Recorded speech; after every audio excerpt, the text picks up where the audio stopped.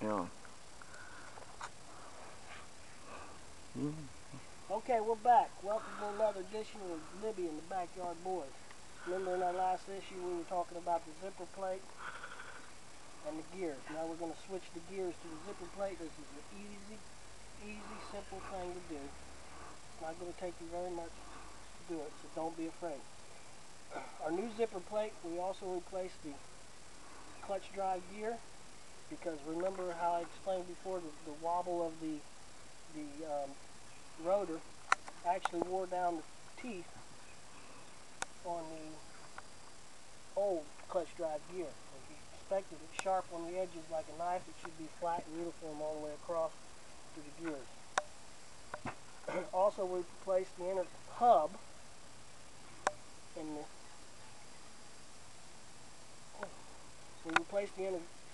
this clutch basket because the teeth were also worn there. So we got a new inner hub and a new clutch drive gear.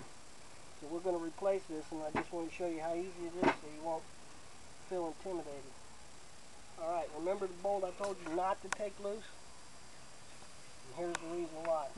You know, it holds the shifter hub and the springs in the assembly. If you took that loose first, try to pull it out, all this is going to fall apart in there, and it might discourage you a little bit because you won't know how it goes back together if you've never been in there before. What we're going to do is take a 5/8 wrench.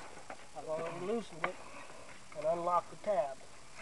We'll get that bolt out and I'll show you how easy this is. Now it's a good idea to have this in second gear when you do it. It's an easier installation when it's in second gear. Okay? I'm just going to tap this a little bit. Tap in both. Two dowel pins at the bottom there. You're breaking loose. And there it is. Check for any wear or anything weird here, but it should be fine. It's pretty tough unit. We're going to have two springs here. Keep that just like that. Remember how it goes. Alright, now move your shifter fork rod and both shifter forks. Boom. Be careful, these little things can fall off and get loose and keep a good eye on those. Now, your gears. There's spacers in between these gears. Keep an eye on these. Don't let them fall off or get lost or go back exactly the way you take it apart.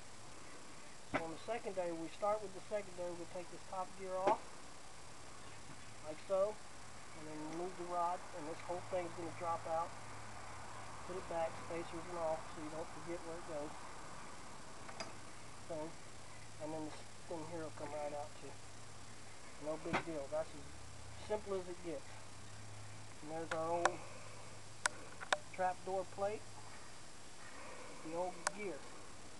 Now it's going to require a press on this gear.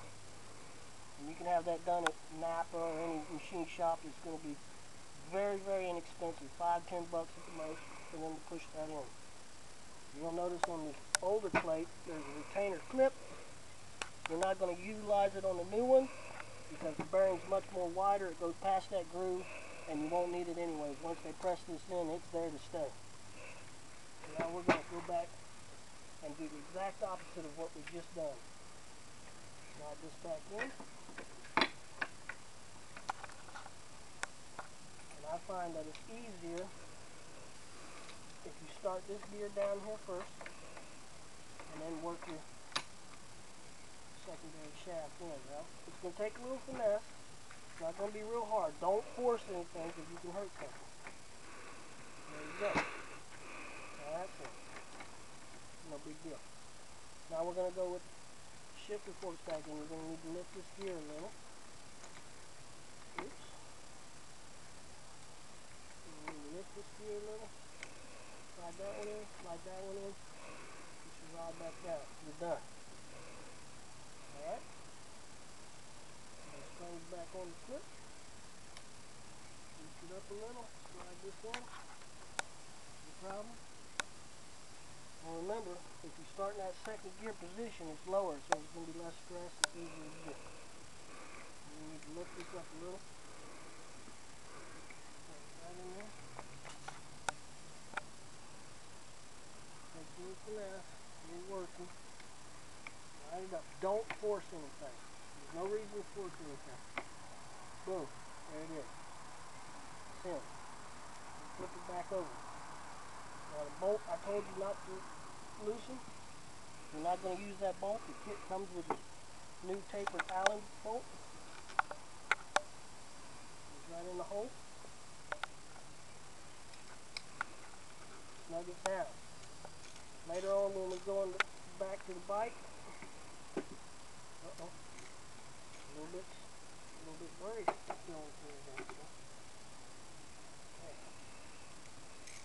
Be careful. Everything should go together easy. If it starts to go tight or anything weird, feels hard, stop, go back, look. Alright, we're not going to tighten that down yet. We're not putting Loctite on it yet, because I'm going to do that afterwards. I'll show you that later.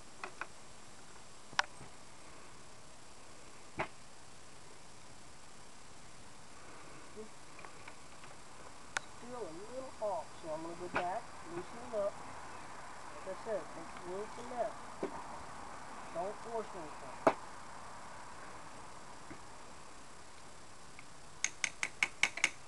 I like the way that felt. I'm going to go back just to make sure. And remember, like I told you in the other segment, Harley-Davidsons have a lot of tolerance to them. They're not M16s, they're AK-47, so everything should wiggle and be loose a little bit.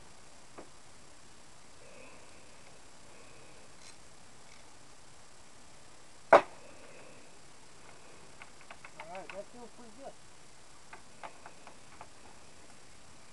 Okay, we're back together, and we're ready to go in. Now, this is your shifter rod, and it slides into a little groove right here. What you want to do before it goes in, put it in that groove, and make a mark. There's a mark here, and a little arrow here I made. That way I know once I get it in there, that's where it goes. So in the next segment, we'll set the new zipper door into the bike, which is an easy installation. I'll show you that. And then we'll deal with the bolt I told you not to remove. Until then, remember, we're Libby and the Backdoor Boys, and that's Libby. Cuckoo. Okay. All right.